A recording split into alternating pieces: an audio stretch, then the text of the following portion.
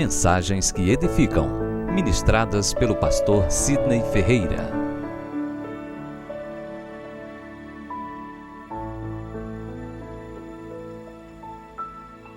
Meus amados, vamos abrir a Bíblia no Evangelho de João, capítulo 7. Vamos ler alguns versículos. Versículo 32. Assim está escrito: os fariseus, ouvindo a multidão murmurar estas coisas a respeito dele, juntamente com os principais sacerdotes, enviaram guardas para o prenderem. Agora vamos para o versículo 45. Você conseguiu entender?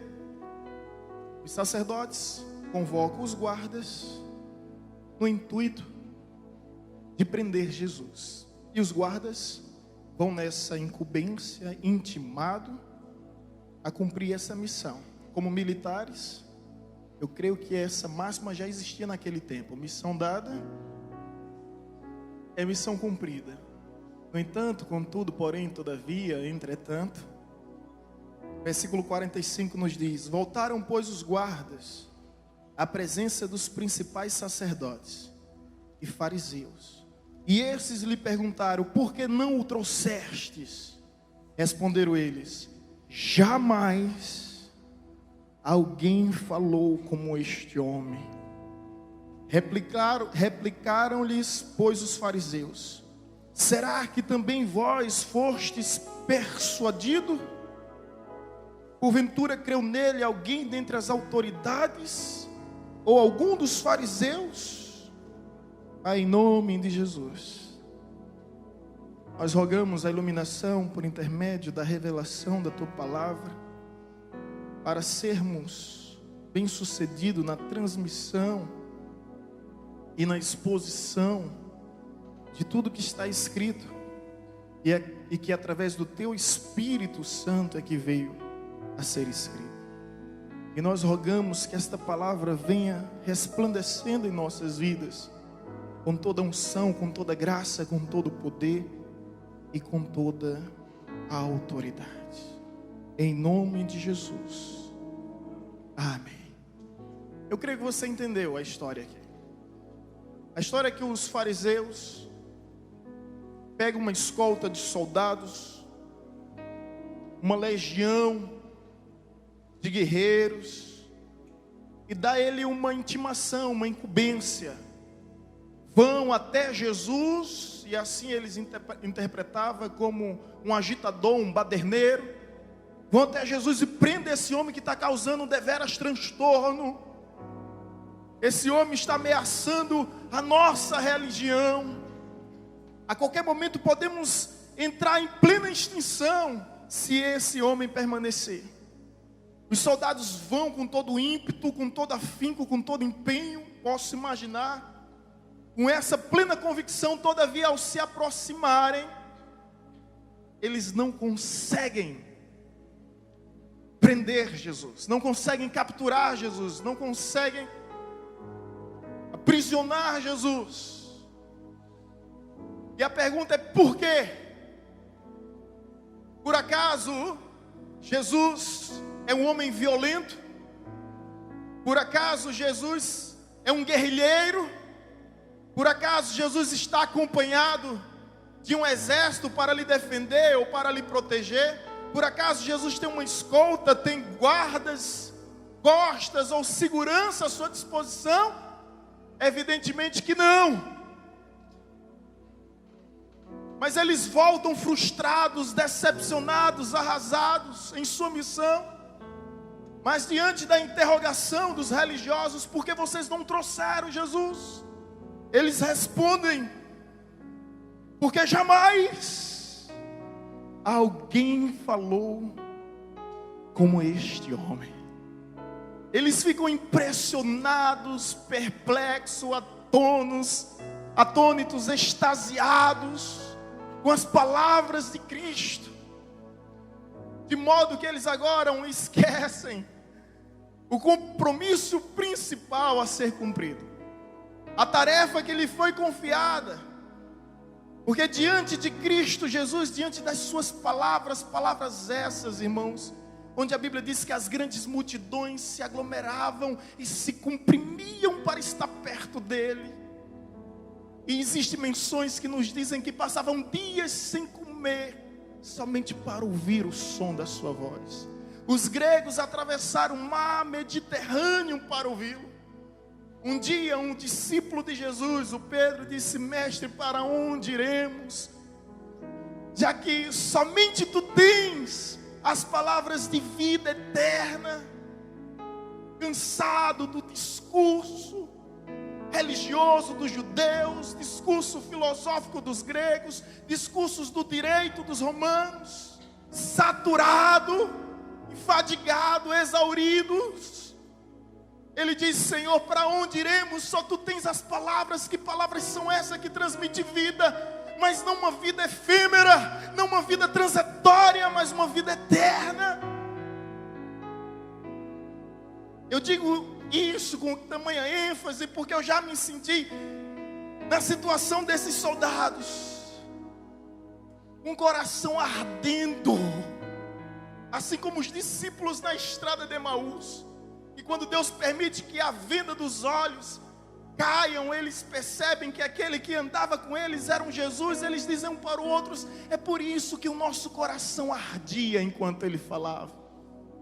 Eu não sei se você já teve essa sensação, meu irmão, mas o evangelho arde, aquece. Existe uma efervescência que nos move. Existe essa efervescência que nos inquieta, sabe? Que vai nos chacoalhando por dentro, ao ponto de sabermos que não é algo comum, não se trata de algo natural. É a palavra de Deus reverberando em nosso ser. Palavra essa que é viva, que é verdadeira, que é poderosa, que é eficaz, e mais eficaz do que uma espada de dois gumes, porque ela é capaz de chegar à divisão da alma, onde não há divã de psicanalistas, psicólogos e psiquiatras que possam ir. Ela faz uma ressonância do nosso ser. Ela nos averigua por dentro completamente. E ela é capaz de ir aonde ninguém mais consegue ir, aonde terapia não consegue ir. É por isso que os soldados vêm. Eu posso ficar imaginando, eu fico imaginando essa cena. E os fariseus o perguntam. Voltaram, pois, os guardas à presença dos principais sacerdotes e fariseus, e estes perguntaram: por que não lhe trouxeste? Responderam ele: jamais alguém falou como este homem. Jamais. E a minha pergunta nessa noite é: como era que Jesus falava?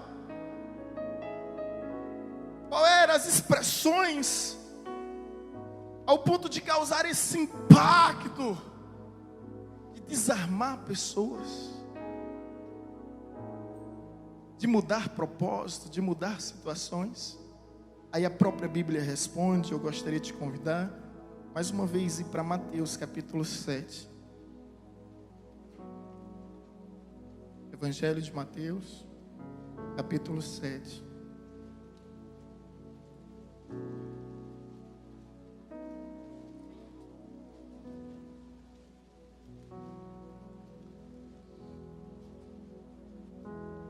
Versículo 28 e 29.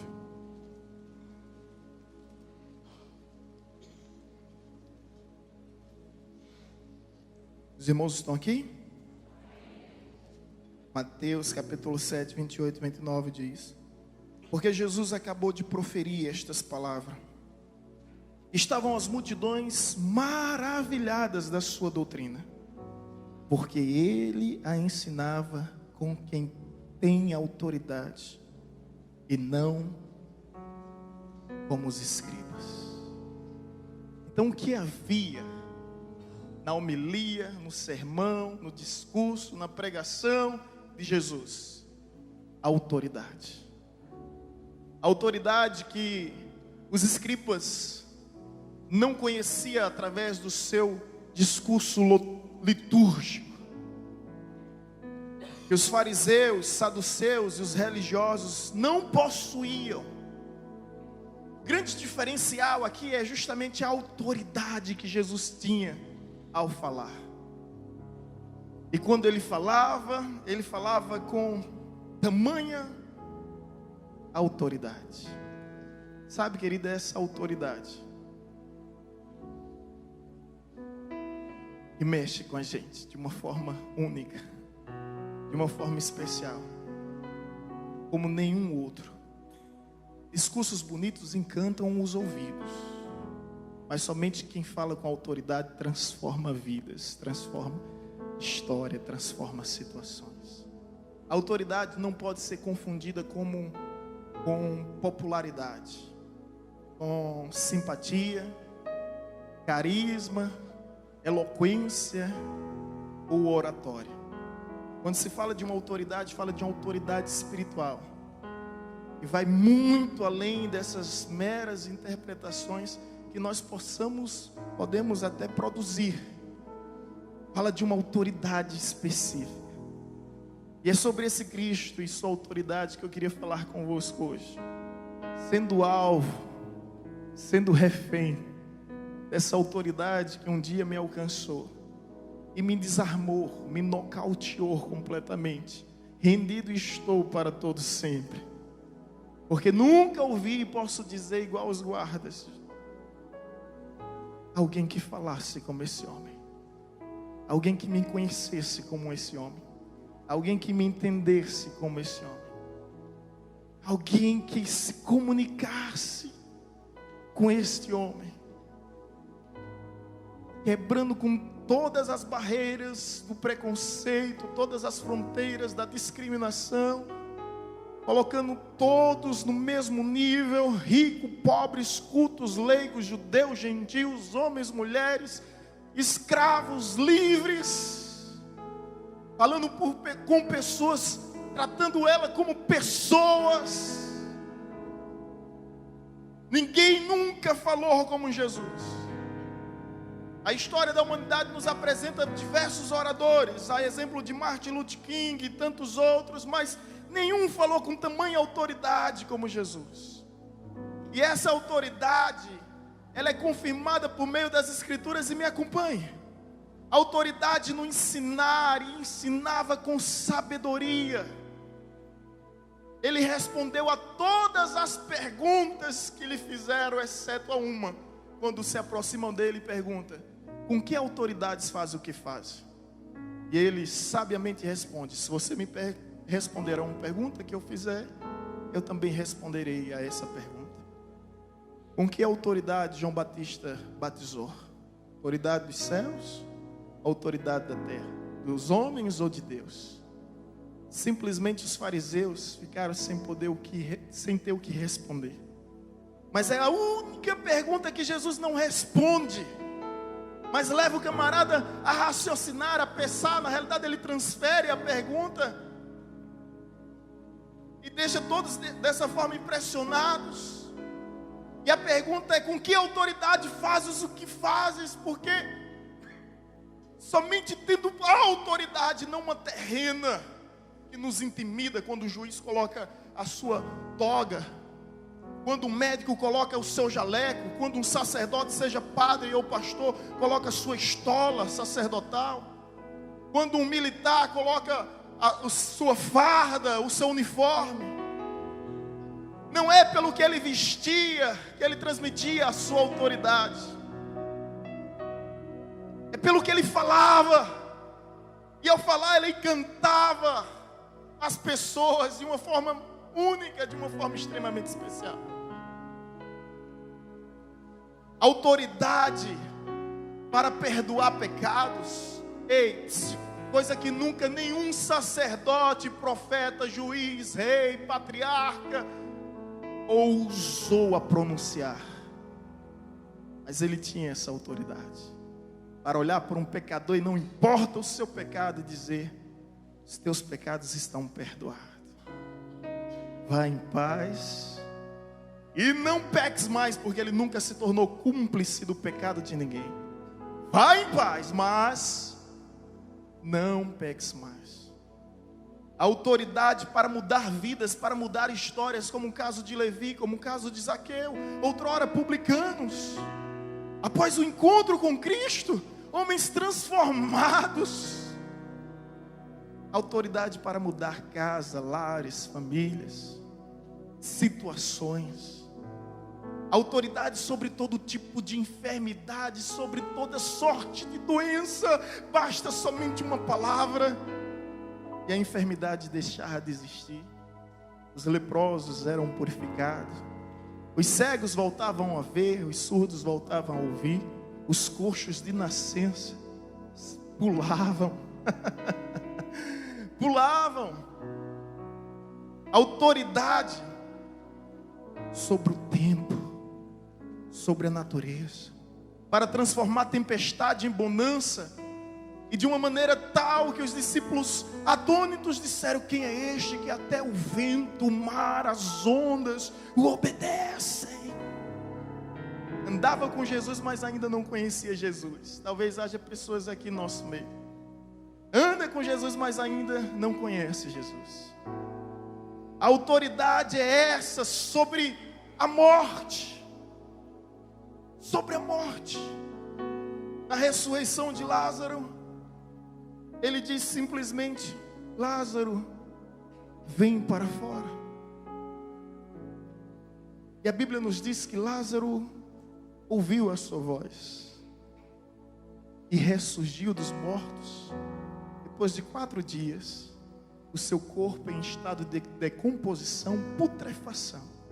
Mas escute, escute. Quando Jesus disse: Lázaro, vem para fora, não era para fora daquele sepulcro, daquele túmulo. Vai muito além. Aquela palavra não reverbera somente no túmulo, ela vai além, ela vai no submundo dos mortos e disse: Lázaro, vem. Eu posso imaginar a morte perdendo sua autoridade, porque um ser de maior autoridade que representa a vida disse: vem.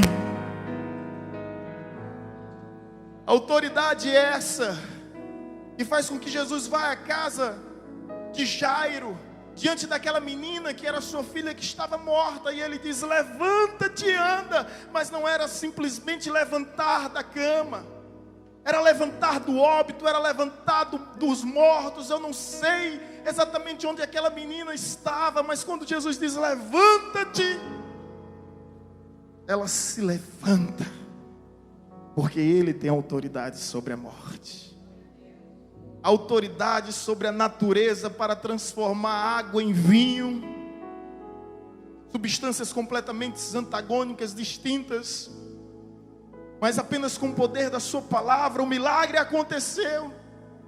Autoridade para andar sobre as águas, desafiando todo o sentido da lógica e toda a lógica da física. Autoridade sobre os espíritos malignos. Quando Jesus vai à região de Gadara, vem do sepulcro um endemoniado e diz: o que queres comigo, filho de Deus? Ainda não é chegada a hora de nos atormentar. Eu acho isso lindo, sabe, gente? Essas expressões: ainda não é chegada a hora, não é chegado o tempo de nos atormentar, porque o diabo sabe, o inferno sabe que existe um tempo determinado onde Jesus vai atormentá-los. Sabe como isso vai ser? A Bíblia diz que Deus destruirá Satanás através do sopro da boca de Jesus. Vai deixar de existir principado, potestade, demônio, pombagira, preto velho, tranca-rua, enxucaveira, tudo que é inimigo, tudo que é capeta misturado com demônios vai cair por terra, apenas com a força do seu hálito, com o poder do seu sopro. E aí os demônios dizem: o que é que queres conosco, filho de Deus? Não sabes que ainda não é chegado o tempo de nos atormentar? Seu tempo já foi determinado. E Jesus simplesmente faz aquilo que ninguém conseguia fazer. Ele expulsa o demônio daquela vida oprimida. É sobre esse Cristo Jesus que eu quero falar, sobre a autoridade que Ele tem no seu falar. E o seu falar é capaz de mudar situações, é capaz de mudar histórias. E eu creio que Jesus está falando hoje aqui, e nós podemos sentir a sua autoridade nesse lugar. autoridade para mudar as nossas vidas, para mudar a nossa história, em nome de Jesus. Eu fico a me perguntar, tudo bem, isso nós bem sabemos, que Jesus fez o que nunca ninguém fez, o que nunca ninguém vai fazer, mas a pergunta é, como Jesus conseguiu fazer tudo isso? É o que interessa, para sermos assim práticos. A Bíblia nos diz que Jesus conseguiu essa autoridade através da intimidade. Você quer ter autoridade? Aprenda a ter intimidade. A intimidade é uma virtude daquele que conhece. Para conhecer é necessário conviver. Jesus confiou a sua autoridade aos seus discípulos. Mas essa autoridade só vai ser vivenciada em nossa vida a partir do momento que nós tivermos intimidade com Ele. Sabe o que é que Ele nos diz a respeito disso? Aquele que crê em mim, obras maiores fará. Obras maiores farás. Ele deseja que nós venhamos como igreja fazer mais do que Ele já fez. Talvez alguém pergunte, mas por que isso não é possível? Por que isso não acontece? Porque falta justamente intimidade com Deus. Essa intimidade é adquirida por meio de um relacionamento vivo, intenso, verdadeiro, real. Por meio de uma convivência que gera um conhecimento. Jesus não precisava orar. Mas se você for perceber comigo, com muita atenção, Jesus está orando em todo tempo. Ele está orando no deserto, Ele está orando no monte, Ele está orando no jardim, Ele está orando no vale. Jesus está orando em companhia de multidões, Ele está orando em companhia dos discípulos. E às vezes Ele dispensa todo mundo para orar sozinho. Essa intimidade, ela não vem por acaso, e não é por acaso que essa intimidade gera uma autoridade. É tempo com Deus. E talvez é isso que você precise. Tempo com Deus, para que as portas venham se abrir em teu favor, para que você veja a libertação em sua casa, em sua família. Tempo com Deus, para que com uma palavra pronunciada pelos seus lábios, as coisas venham realmente acontecer. Creia que isso é possível, porque está escrito e nos foi prometido por aquele que não pode mentir, por aquele que não pode falhar. E de repente, porque as coisas não acontecem, porque as coisas não estão fluindo, falta-nos autoridade. Autoridade não é gerada por conhecimento, por diplomas, por títulos, por cargos ministeriais. Não se iluda, não se engane. Precisamos de tempo com Deus, de intimidade com Deus, de relacionamento com Deus. E quanto mais nos aproximamos dEle, mais Ele se aproxima de nós. Para termos realmente uma vida de autoridade, para dar um basta nos fantasmas que nos assombram e que nos perseguem. De dominarmos os nossos pensamentos e não sermos escravizados pelos nossos desejos, pelos nossos impulsos, pelas nossas taras, pelos nossos anseios, ambições, que nos leva sempre para distante de Deus.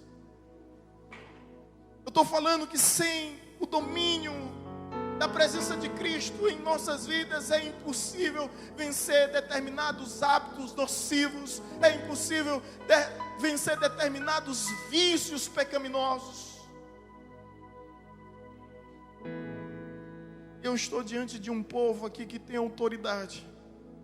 E um dia chegou para o espírito de alcoolismo e disse: a partir de hoje você não me afronta mais.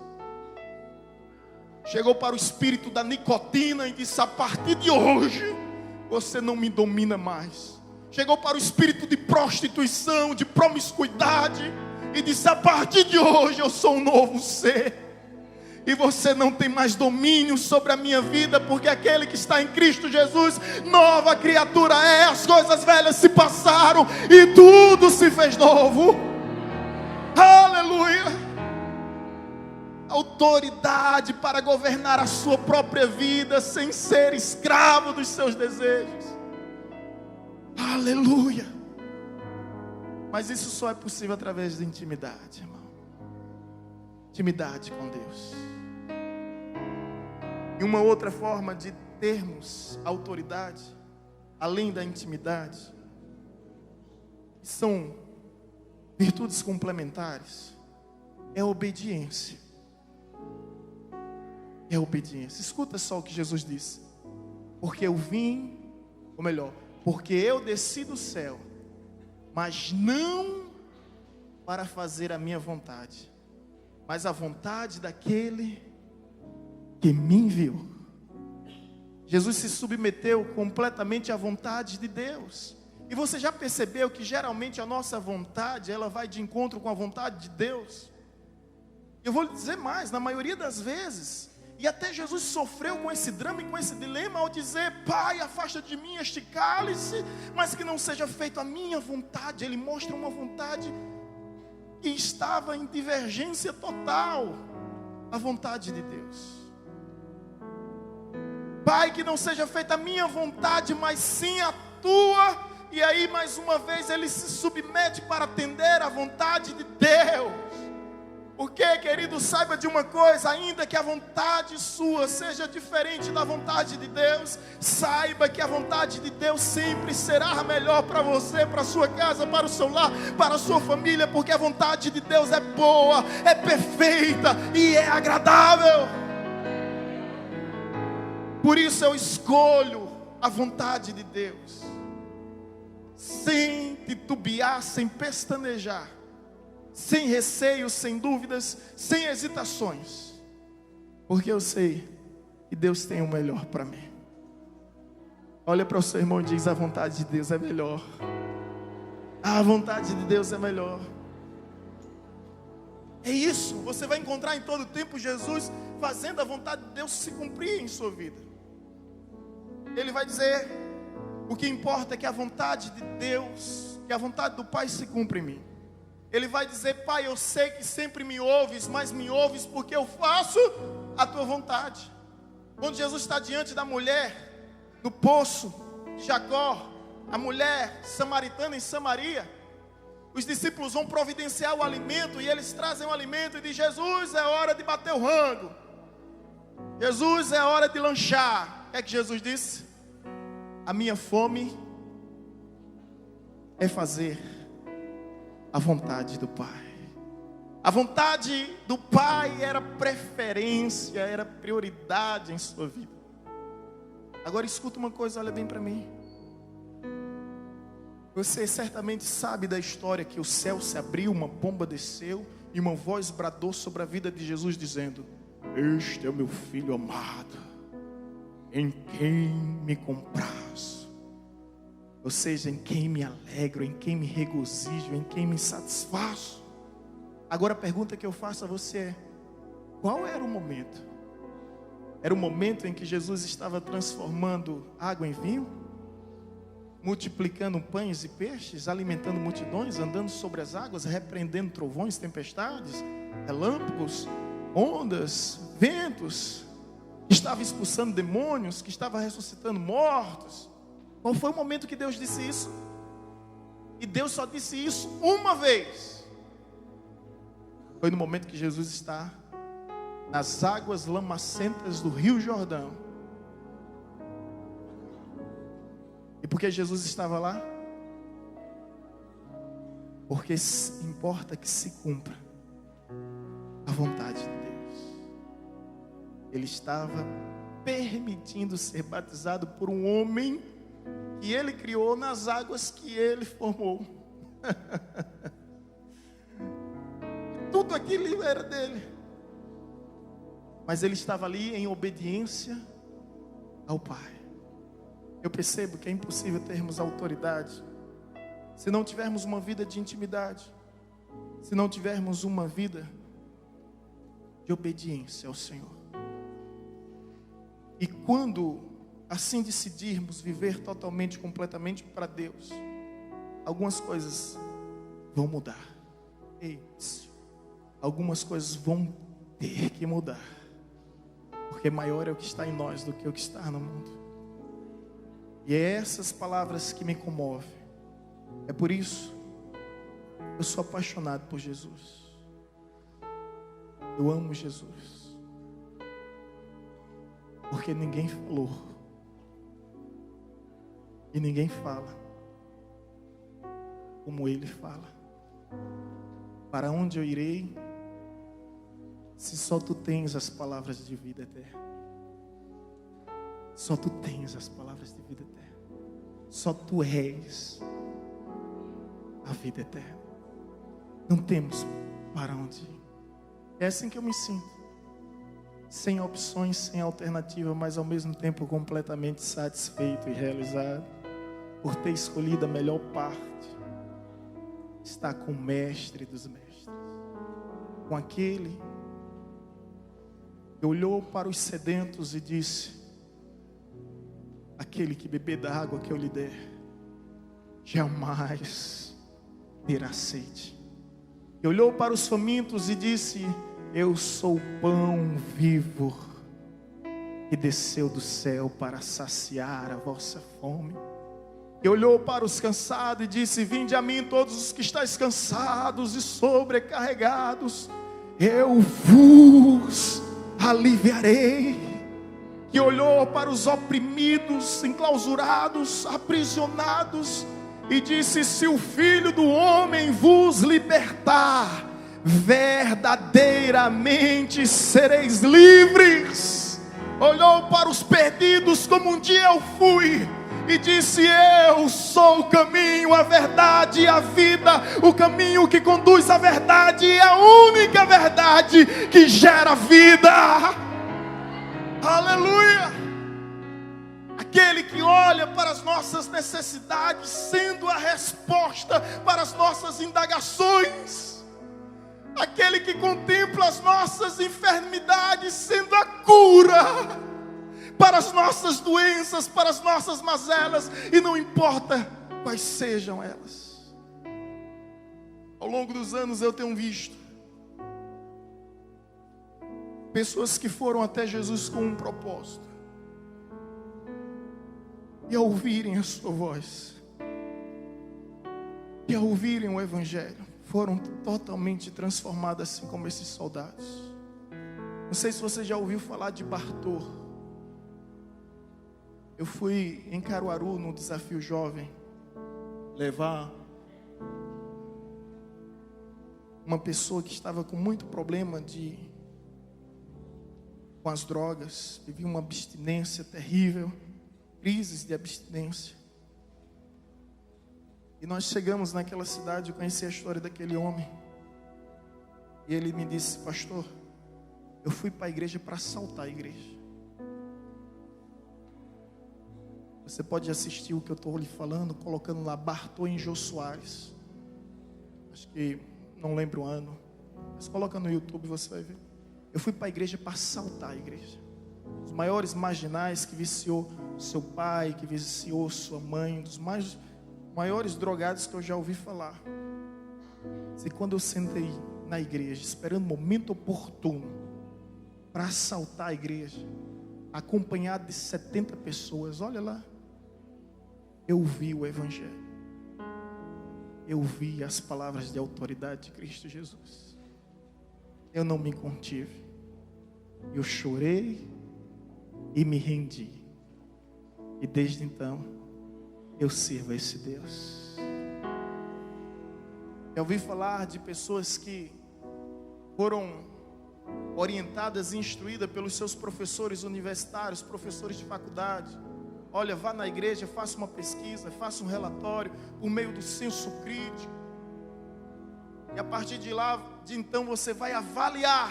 E essas pessoas vieram à igreja, céticas, agnósticas, sentaram aí onde vocês estão. Teve um que eu fiz a formatura dele na UNEB. Se eu entrei para lhe criticar, pastor, para criticar a igreja. Mas quando eu ouvi a mensagem do Evangelho com tamanha autoridade essa de Jesus, eu me converti naquele dia. Naquela hora eu entreguei a minha vida a Jesus. Eu lembro dessa história quando ele me chamou ali do lado: pastor, por favor. Eu disse: o que foi? Ele disse: ore por mim. Eu disse: oro. Você tem algum pedido específico? Eu quero ter fé e não consigo. Eu abracei ele Ele disse: você já tem mais fé do que muitos, porque a fé ela vem a partir da sinceridade. Orei por ele, ele começou a chorar, frequentou a igreja um tempo, voltou para a sua cidade com Cristo em seu coração, mas entrou aqui para criticar. Conheço história de marmanjos que vieram a essa igreja atrás das menininhas de Jesus. Entrou na arapuca de Jeová. Porque ao chegarem aqui encontrou Jesus das menininhas. E a partir de então se desarmaram e voltaram para o lugar de onde vieram. E ao serem questionados: e aí, cadê a menina? Que menina? Essa menina que você foi buscar na igreja. Aí disse: na verdade eu vi o evangelho. Eu vi a voz de Jesus naquele lugar e percebi que nunca ninguém falou como ele falou. Nunca ninguém falou como ele falou. Querido, eu não sei o que te trouxe aqui. Não sei o que te trouxe a este lugar. Mas de uma coisa eu sei: você vai sair daqui ciente de que você nunca ouviu falar em alguém que te conhecesse tão bem quanto Jesus. Nunca, nunca. Assim como os soldados foram totalmente desarmados diante do evangelho, assim muitas vidas ainda hoje se desarmam e se entregam completamente a Deus. Filipenses capítulo 2, versículo 9. Porque Deus lhe deu um nome que está acima de todo nome, para que ao nome de Jesus se dobre todo joelho nos céus, na terra e debaixo da terra, e toda língua confesse que Jesus é o Senhor, para a glória de Deus. Aquele que apareceu aos discípulos assombrado com a cena da cruz. Ele apareceu em Mateus 28, 18 e disse: todo poder e toda autoridade foi me dada. A ele pertence toda autoridade, todo poder. Quando o apóstolo Paulo diz que todo joelho se dobrará no céu, eu fico imaginando essa cena. Ei, escute. Eu fico imaginando o arcanjo Miguel naquele dia, se curvando perante Jesus. Os 24 anciãos, os 4 seres viventes, as miríades de querubins e as miríades de serafins, todas as legiões de anjos nos céus, se prostrando e confessando com sua própria boca: Jesus é o Senhor. Eu olho para a terra e vejo todos os imperadores, reis, governantes, filósofos, sábios que já existiram nesse mundo, todos lá.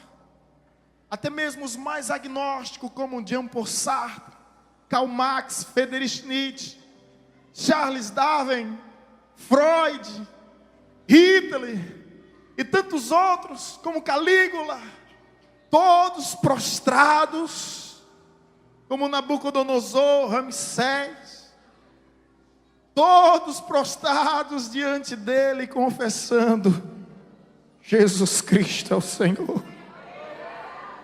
Jesus Cristo é o Senhor.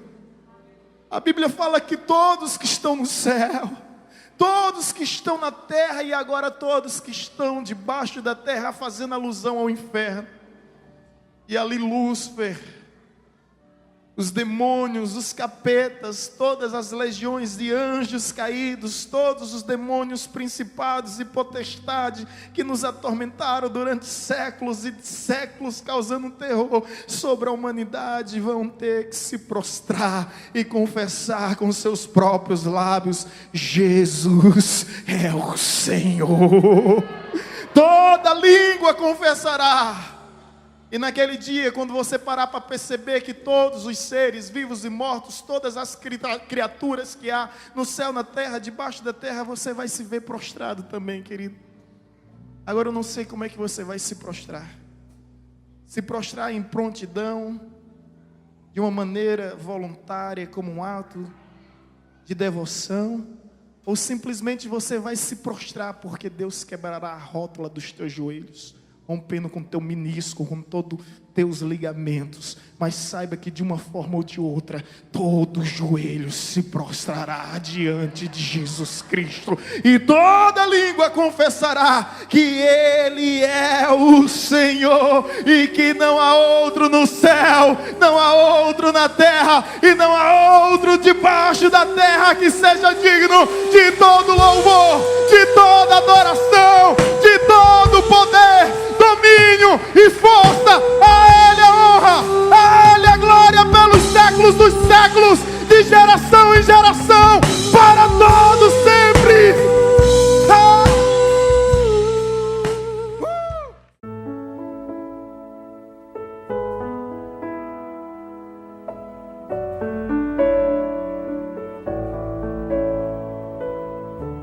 Você acabou de ouvir uma mensagem ministrada pelo pastor Sidney Ferreira, da Igreja Batista Evangelizadora.